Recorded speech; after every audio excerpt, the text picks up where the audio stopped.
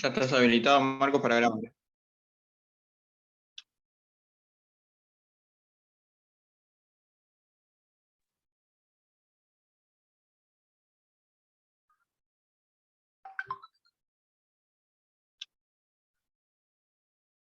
Bien.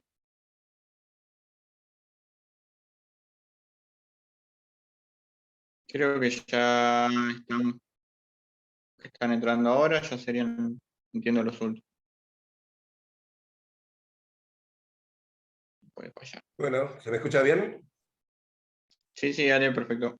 Bueno, igual, si viste que entró Alejandro Nicolás, es porque también me conecté desde el celular. Es que no sé, yo me figuro y yo agarro y acepto, nada más. Nada, si Pero veo, también, que llego a quedar congelado de nuevo, arranco desde el celular. ¿Bien? Bueno, ¿puedo seguir? sí, como no, dale. Bien. Bueno, chicos, estábamos con las constituciones rígidas. Dijimos que la Constitución argentina es una constitución rígida. Y Sergio leyó el artículo 30, que es el que establece el mecanismo para su modificación. Decíamos que hace falta el voto favorable de 2/3 del total de los integrantes de ambas cámaras para su modificación. Hasta la reforma constitucional de 1994 se discutía si eran los 2/3 de los presentes o los 2/3 del total. Bueno, ahora no hay duda de que es los 2/3 del total, porque así lo establece la reforma de 1994. Bueno, ¿cuáles son las ocasiones en las cuales se ha modificado la Constitución? La primera modificación fue en 1860, cuando se incorporó a la provincia de Buenos Aires. Hubo una modificación en el año 1867, pero no resulta relevante. Sí resulta importante la de 1949, que se la denominó Constitución Peronista del 49, cuando, durante el gobierno de Perón, se derogó la Constitución original de 1853 y se instauró esta Constitución de 1949.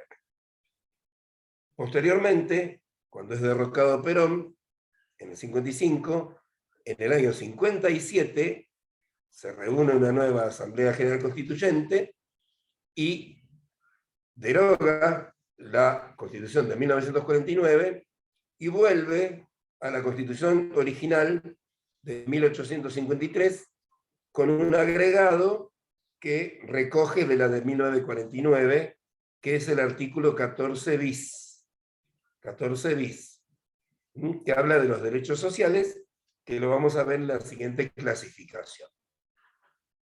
Bien, y luego la última reforma que hubo fue la de 1994, que fue alentada por Carlos Menem, que quería ser reelecto. La Constitución de 1853 no permitía la reelección inmediata.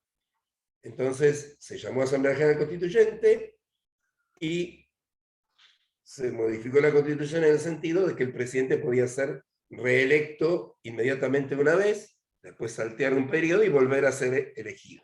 Bien, también se agregaron los nuevos derechos y garantías, que son los artículos que están por el 30 y pico hasta el 42 más o menos, pero en esencia la modificación más importante fue permitirle al presidente ser reelecto. Bien, y la última de dentro de esta clasificación, el último tipo de constituciones de las cuales vamos a hablar son las constituciones pétreas. Pétreas. Constituciones pétreas. Me salió una R de más, pero sepan disculpar. Las constituciones pétreas son aquellas que no se pueden modificar bajo ningún concepto. Hay una discusión respecto de si existen constituciones totalmente pétreas o solamente hay cláusulas o artículos pétreos. La corriente que considera que hay solamente artículos pétreos denomina como tal al artículo primero de la Constitución Nacional, que es el que establece la forma de gobierno representativa republicana y federal. Igual, cuando Sergio les leyó el artículo 30, dicho artículo establece que la Constitución puede ser reformada en todo o en parte, con lo cual no sería tan pétreo ese artículo, pero dejémoslo como que sí, que es un artículo pétreo. La corriente que establece que sí hay constituciones totalmente pétreas pone su mira en las constituciones de los países musulmanes. En realidad, en los países musulmanes, el libro sagrado es el Corán. Y como allí se encuentra unido el poder político con el poder religioso, tenemos que el Corán funciona como libro sagrado, funciones totalmente pétreas. Bien, pasamos entonces ahora a la siguiente clasificación, que es la última de las tres que nos interesa, que son constituciones liberales y constituciones sociales. Las constituciones liberales son aquellas que atienden mayormente a defender los derechos individuales de las personas. Por ejemplo, el derecho de propiedad, por ejemplo, la defensa del juicio, por ejemplo, el derecho de igualdad. Nuestra Constitución Nacional tiene artículo 16, derecho a igualdad, 17 de propiedad, etcétera, etcétera, etcétera. En cambio, las constituciones sociales defienden mayormente los derechos de la sociedad en su conjunto. Ejemplo típico de este tipo de constituciones es la Constitución peronista de 1949. ¿Bien? Entonces, la Constitución de 1853 es una constitución liberal, pero tiene una cláusula social que es el artículo 14 bis, bien digo, el artículo 14 bis. ¿Bien? Con esto, lo que quiero agregar es que la Constitución argentina es una constitución escrita, rígida, con cláusula pétrea, que sería el artículo primero, y liberal, con cláusula social, que es el artículo 14 bis. También voy a hacer una acotación más. Yo les dije que el artículo primero se considera como cláusula pétrea, pero es medio discutible. En cambio, sí son cláusulas netamente pétreas, por ejemplo, las que se incluyeron en las constituciones de los estados las constituciones de los estados que perdieron la Segunda Guerra Mundial. Por ejemplo, en Alemania se incluyó una cláusula que establece que nunca más se podrá establecer el régimen de gobierno nacional socialista, es decir, el nazismo. Estas son las clasificaciones de las constituciones. ¿Qué artículos de las constituciones son los que más se relacionan con el derecho administrativo?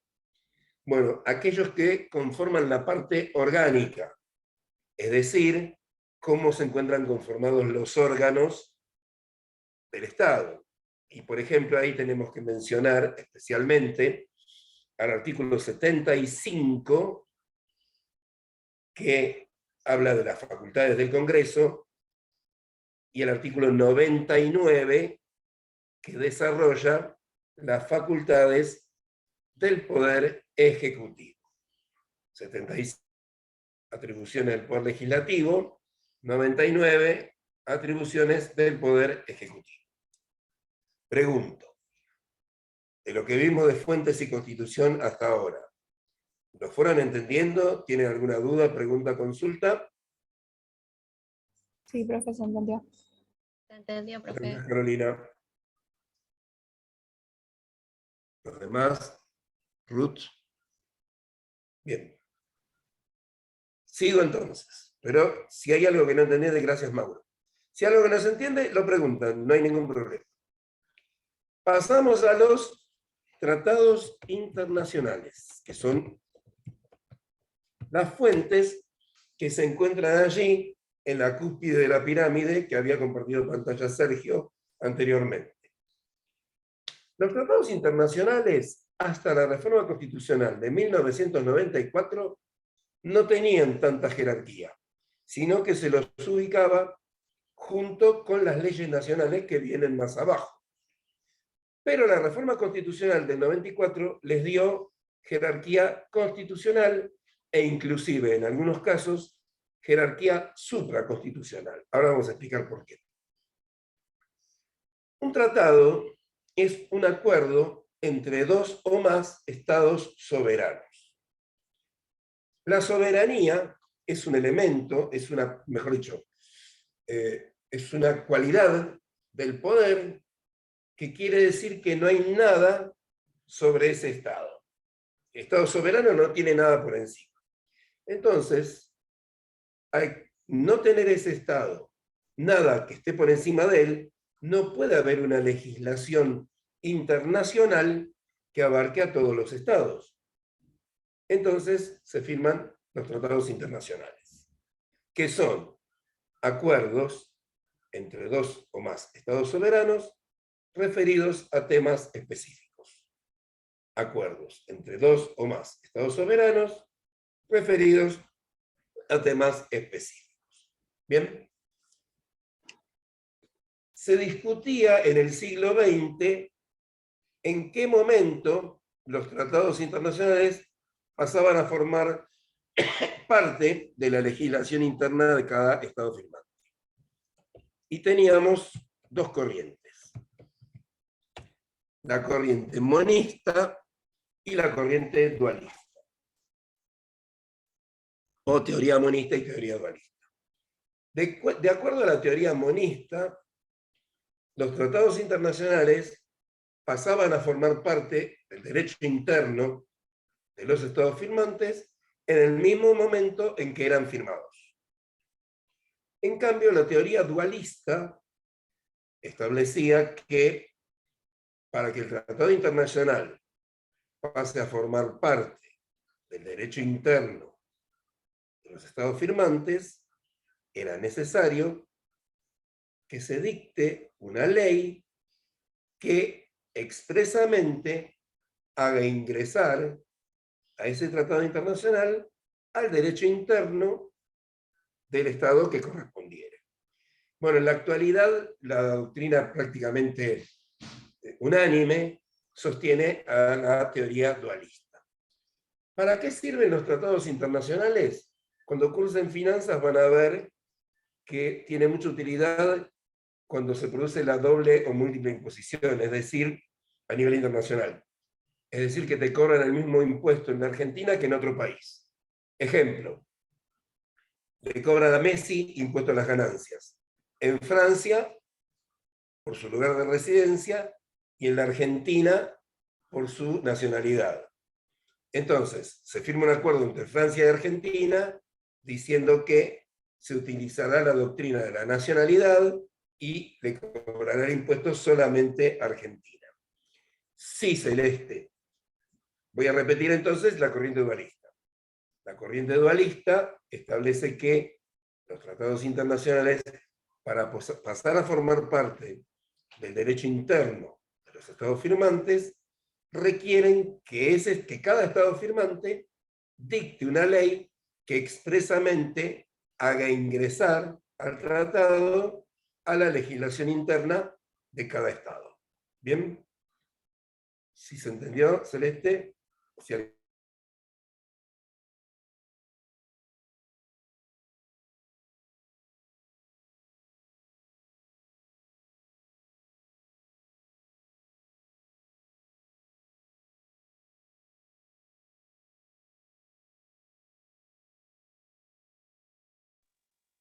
Vale.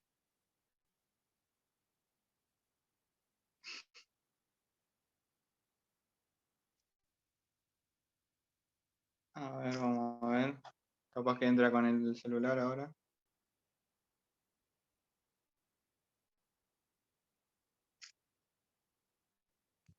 A ver, espérenme un segundo que le voy a mandar un mensajito.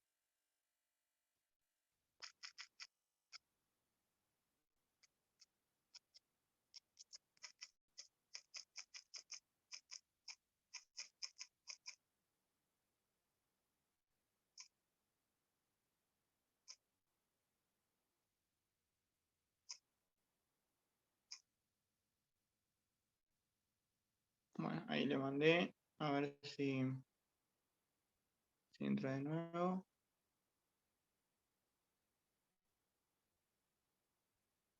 Esperamos unos segunditos y ya seguimos.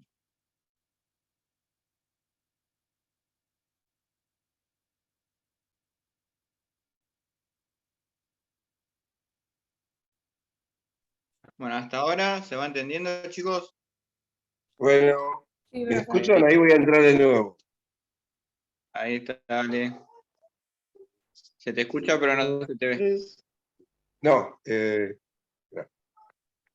que... Sacaste la cámara, está bien. Sí. Espera que estoy tratando de entrar de nuevo desde la computadora. Ok. Acéptame. Te acepté. A ver. Ahí estoy.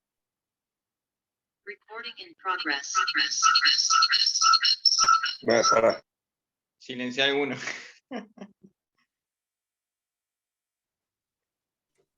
¿Ahora me escuchan? Sí, te escuchamos, pero no te vemos. Bueno. El micrófono está silenciado. Está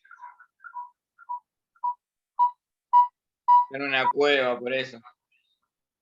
Espera. ¿Me escuchás bien? Ahora ¿Se fue sí. el eco? Se fue el Sí, eco. se fue. Sí, le saqué el sonido al celular, perdón.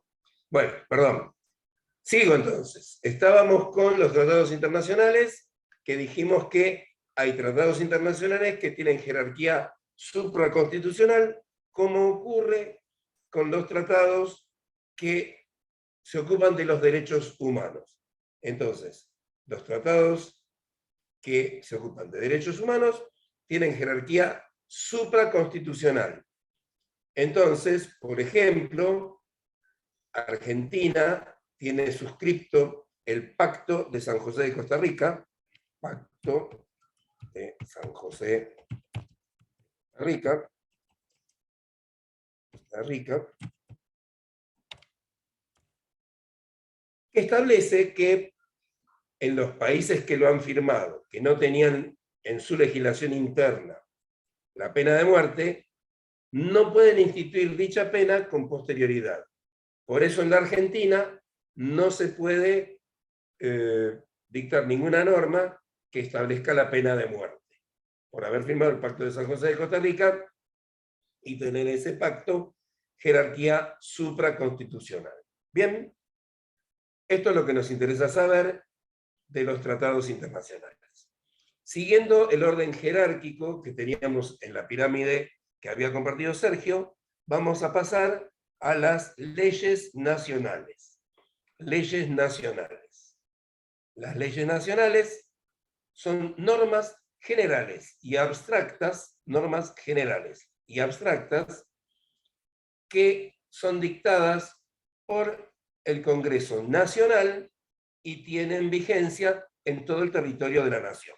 Bien, el Código Civil y Comercial, el Código Penal, todos los códigos son leyes nacionales y tienen vigencia en todo el país y son obligatorias para todos los habitantes, ya sean nacionales o extranjeros. Ahí Sergio está compartiendo la pantalla. Vamos a seguir entonces con el orden que va a aparecer en la pantalla cuando aparezca. Mientras tanto, no lo hemos podido ver. Pero ahí está tratando de entrar de nuevo. Se tildó por eso. Sí. Ahora sí. Bien. Entonces, vamos a ver que la Constitución Nacional y los tratados internacionales ya los vimos. Las leyes nacionales también. Vamos a ver las constituciones provinciales. Las constituciones provinciales tienen la misma estructura que la Constitución Nacional, pero son dictados por los poderes constituyentes de cada provincia y de la Ciudad Autónoma de Buenos Aires. Bien, entonces cada provincia y la Ciudad Autónoma de Buenos Aires tiene su constitución provincial, que es obligatoria dentro de cada provincia y de la Ciudad Autónoma de Buenos Aires. Luego tenemos las leyes provinciales. Leyes provinciales. Las leyes provinciales son similares a las leyes nacionales, pero son dictadas por los poderes constituidos, es decir, por las legislaturas de cada provincia y de la Ciudad Autónoma de Buenos Aires. Son obligatorias dentro del territorio de cada una de estas provincias. ¿Bien? Y pasamos a los decretos, donde nos vamos a detener un poquitito más. Decretos nos vamos a detener un poco más. ¿Bien?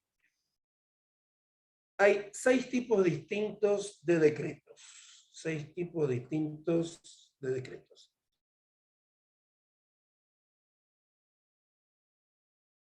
¿Por quiénes son dictadas las leyes provinciales? Por las legislaturas provinciales. Las legislaturas provinciales. Es decir, los poderes legislativos de cada provincia. ¿Bien? Decretos. Hay 6 tipos distintos de decretos. Tenemos decretos reglamentarios, tenemos decretos leyes, tenemos decretos de necesidad y urgencia, tenemos reglamentos autónomos, tenemos reglamentos delegados y tenemos reglamentos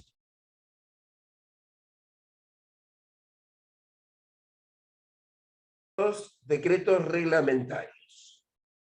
Decretos reglamentarios. Los decretos reglamentarios están legislados en el artículo 99, inciso segundo, de la Constitución Nacional. Artículo 99, inciso segundo, de la Constitución Nacional. Bien, los decretos reglamentarios son secundum legem. Secundum legem. ¿Por qué son secundum legem? Porque para que exista un decreto reglamentario, tiene que existir previamente una ley. ¿Qué es lo que hace el decreto reglamentario? Habíamos dicho que las leyes nacionales son generales y abstractas. Bueno, las leyes los decretos reglamentarios son particulares y concretos, y le dan operatividad a la ley. Voy a dar un ejemplo. Por ejemplo, sale una ley que dice que todas las personas que cursan Derecho Administrativo con Sergio Tenjuev y que estén vestidos de azul tendrán que pagar un impuesto de 100 pesos diarios. Bueno, hay personas que están todas de azul, pero hay otra que tiene la remera azul y el pantalón negro, hay otra que tiene una camisa celeste, otro tiene una camisa violeta, otro tiene una camisa roja y azul. Entonces, el decreto reglamentario, ¿qué va a hacer? El decreto reglamentario va a determinar qué es el color azul. Entonces va a decir, se tomará como el color azul también al celeste, pero no al violeta ni al lila. Para pagar el impuesto, la ropa tendrá que ser más del 50% azul. Entonces, si una camisa tiene solo un 30% de azul, no pagará el impuesto. Entonces, así se le da forma concreta a la ley. La ley da algo general, el decreto da algo particular. Bien, lo que no puede hacer el decreto reglamentario, es ir contra el espíritu de la ley. ¿Qué significa ir contra el espíritu de la ley? Contradecirla. Por ejemplo, que el decreto reglamentario diga que se considera azul al color rojo. Ahí Maylene hace una pregunta. Los decretos reglamentarios son siempre secundum legem. No existe un decreto reglamentario si no existe previamente una ley. Secundum legem. Primero la ley, después el decreto reglamentario. ¿Bien? ¿Se entendió, Maylene, ahí? Sí, profe, gracias. De nada. Pasamos a los decretos leyes. Decretos leyes. Los decretos leyes son dictados por el Poder Ejecutivo cuando se encuentra interrumpido el orden constitucional. Son dictados por el Poder Ejecutivo cuando se encuentra interrumpido el orden constitucional. Por ejemplo, por un golpe de Estado. Al encontrarse interrumpido el orden constitucional, nos encontramos con que se disolvió el Congreso. ¿Qué hace el Poder Ejecutivo? Toma para sí las atribuciones que son propias del Poder Legislativo. Entonces, el Poder Ejecutivo no puede dictar leyes, pero dicta decretos leyes que funcionan de manera similar a las leyes. ¿Dónde se encuentran previstos los decretos reglamentarios? En ningún lado. ¿Por qué? Porque no se puede prever algo que va contra la Constitución Nacional. Dijiste decreto reglamentario, vale, aclararles que decreto ley. Perdón, decretos leyes. Espera que... no, pensé que me escribías vos. Los decretos leyes, perdón, no pueden ir, no están legislados en ningún lado porque no pueden ir contra la Constitución Nacional. ¿Bien? Pero acuérdense, son dictados en gobierno de facto, los decretos leyes, y funcionan de manera similar a las leyes, siendo dictados por el Poder Ejecutivo de facto. Los decretos leyes son praeter legem. Praeter legem. ¿Por qué? Porque no tienen una ley anterior que les permita entrar en vigencia. Entran en vigencia, de hecho, sin necesidad de que exista una ley anterior. Inicialmente, los decretos leyes tenían numeración anual. Entonces teníamos un decreto de ley, uno del 31, perdón, uno del 30, 2 del 30, 3 del 30, y así sucesivamente. Empezaba el año 31 y se empezaba de nuevo la numeración. 1 del 31, 2 del 31, y así sucesivamente. Justamente en 1930 fue la primera vez que hubo un golpe de Estado en la Argentina, cuando Uriburu derrocó a Hipólito Yrigoyen. Decíamos entonces que inicialmente los decretos leyes tenían numeración anual. Y cuando se reinstauraba el orden constitucional, los decretos leyes debían ser expresamente ratificados por el nuevo Congreso, por la nueva legislatura creada desde el momento en que se volvió al orden constitucional.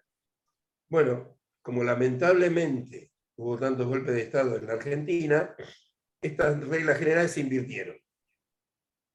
Ya no tenían numeración anual los decretos leyes, sino que tenían numeración correlativa a la de las leyes. Y ya no hacía falta que se los ratificase cuando se reinstauraba el orden constitucional, sino que automáticamente pasaban a tener vigencia ya con el orden constitucional reinstaurado, sin necesidad de ratificación alguna. Y para derogarlos, haría falta el dictado de una ley nueva que de manera expresa o implícita los derogue. ¿Bien? Pero acuérdense siempre, lo esencial, todo es importante acá en el decreto ley, y generalmente preguntamos decretos leyes, decretos reglamentarios. Acuérdense que no es suficiente decir que los decretos leyes son dictados en periodos de facto o de interrupción del orden constitucional. Sí, tienen que decirlo, pero también tienen que decir que en esos casos el Poder Ejecutivo toma para sí las atribuciones propias del Poder Legislativo. Sergio, ahí te están pidiendo que le pongas presente a Nicola Alegre, que se le cortó la luz. Ok, Bien. ahí. Saco un Pasamos segundo a los... ¿Cómo? Saco un segundo de la pantalla, ahora lo puedo. Dale. Pasamos ahora al tercer tipo de decretos, que son los decretos de necesidad y urgencia. decretos de necesidad y urgencia. Los mismos se encuentran en el artículo 99, inciso 3 de la Constitución Nacional, son dictados por el Poder Ejecutivo, son praeter legem,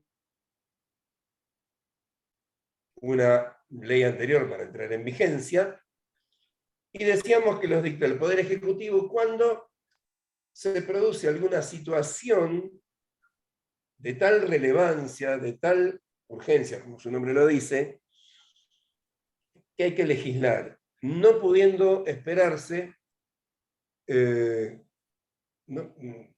vuelva a sesionar el Poder Legislativo, que en ese momento está en receso, o bien no se puede esperar el tiempo que demora el proceso de formación de una ley, sino que,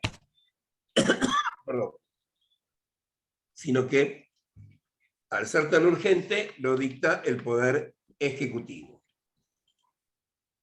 Estos decretos de necesidad de urgencia fueron incluidos también con la reforma de 1994. Hasta ese entonces no se encontraban legislados. Fíjense que con Sergio hablaron de la división de poderes, frenos, el sistema de frenos y contrapesos de Montesquieu. Bueno, el decreto de necesidad de urgencia lo que hace es darle más atribuciones al Poder Ejecutivo en desmedro del Poder Legislativo, porque el Ejecutivo está tomando para sí atribuciones que son propias del Legislativo, pero en este caso sí lo autoriza la Constitución. ¿Bien?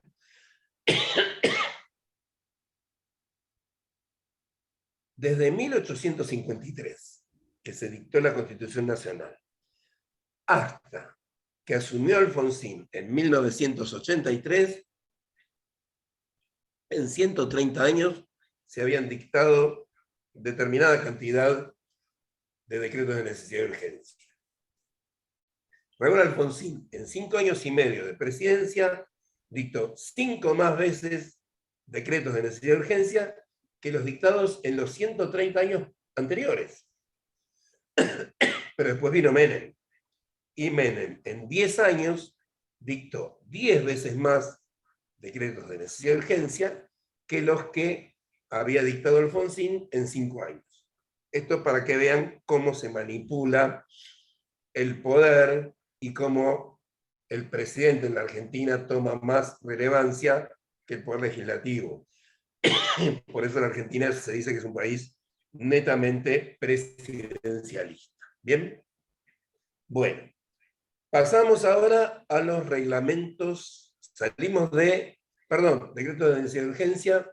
No se pueden dictar decretos de necesidad de urgencia de los siguientes temas que se los voy a escribir ahí en el chat. Respecto de temas penales, temas tributarios,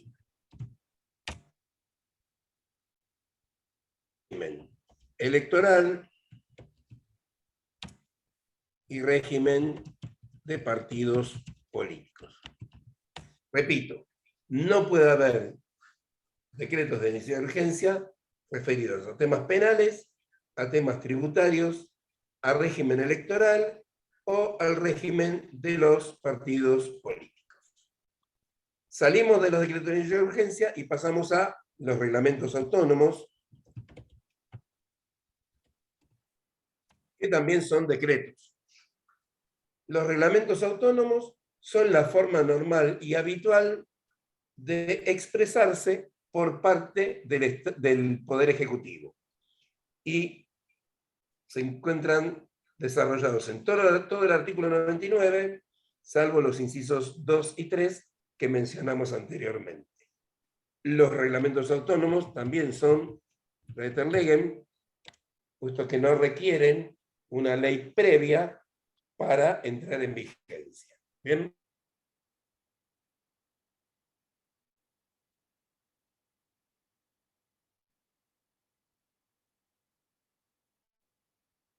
¿Vale? ¿Sí? Quédate congelado. Bueno, Sí, Alejo, ahora te pongo el presente.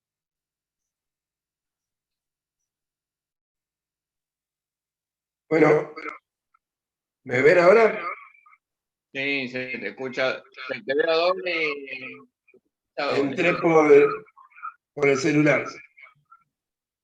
Aquí le tengo que bajar. Voy a salir del... Ahí está. Igual debe quedar 1 minuto y medio, ¿no, Sergio? 2 minutos. Bueno, entonces, vamos a seguir desde acá desde el celular.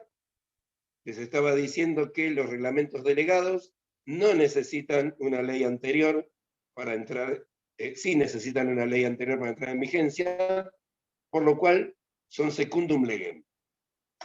La ley debe establecer claramente cuáles son las materias que se delegan por parte del Poder Legislativo en favor del Ejecutivo. Te quedaste en reglamentos autonómicos. Bueno, sigo con reglamentos delegados hasta que se corte y después volvemos con todos, hacemos un repaso de todos, Mauro. No te hagas problema. Déjame terminar reglamentos delegados y después, cuando volvemos, explico todo. Decíamos que los reglamentos delegados sí necesitan una ley anterior para entrar en vigencia, son secundum legem, por lo tanto, y se producen cuando el Poder Legislativo le transfiere atribuciones propias al Poder Ejecutivo durante determinado lapso. Debe ser por temas determinados, tiempo determinado, y no se pueden delegar los mismos temas respecto de los cuales no se pueden dictar decretos de necesidad y urgencia. Esos son los reglamentos delegados. Y los últimos son los reglamentos internos, que se dictan dentro de organismos estatales y que se refieren al ordenamiento interno de cada organismo, no teniendo relevancia fuera del mismo. Son para eter legem y se refieren a cuestiones, por ejemplo, el horario, la vestimenta, el tiempo que se concede para salir a almorzar, etcétera, etcétera, etcétera. Bien, Sergio, si te parece, pues ya estamos terminando. Salimos y volvemos en otro Zoom. Dale.